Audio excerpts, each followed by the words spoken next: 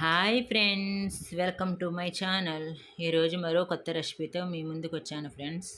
ముందుగా ఇడ్లీ పిండి తీసుకుని అందులో కట్ చేసుకొని నల్ల ముక్కలు వేసుకోండి. గుంత పునుకులు చేస్తున్నాను ఫ్రెండ్స్, చాలా టేస్ట్గా ఉంటాయి. కట్ చేసుకున్న ఆనియన్స్ ముక్కలు కూడా వేసుకోండి. పిల్లలు ఎప్పుడు ఇడ్లీ కట్ట పెట్టినా తినరు కదా ఫ్రెండ్స్. ఇలా మధ్య మధ్యలో ఇలా వెరైటీగా చేసి టిఫిన్ కింద పెడితే చాలా ఇష్టంగా తింటారు. తరువాత కట్ చేసుకున్న కొత్తిమీర కూడా వేసుకోండి.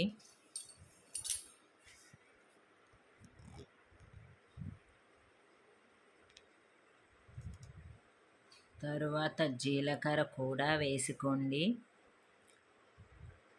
జీలకర్ర కూడా వేసుకుని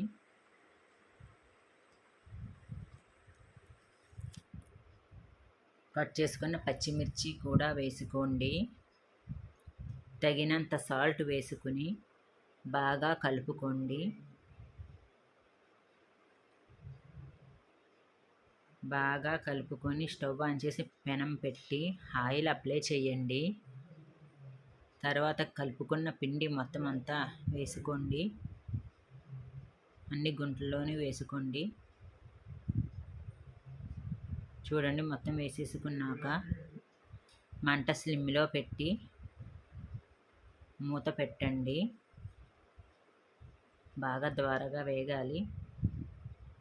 చూడండి ఫ్రెండ్స్, గోల్డ్ కలర్లోకి వేగిపోయినాయి కదా, గోల్డెన్ కలర్ వచ్చేసింది కదా. ఇప్పుడు ఇంకోవైపు కూడా వేపుకోవాలి.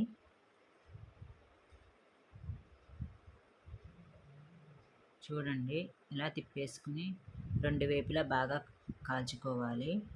చూడండి, మళ్ళీ మంట స్లిమ్లో పెట్టి మళ్ళీ వేపుకోవాలి. వేగిన తర్వాత ప్లేట్లోకి తీసేసుకుందాం ఫ్రెండ్స్. చాలా టేస్టీగా ఉంటుంది, మీరు కూడా ట్రై చేయండి.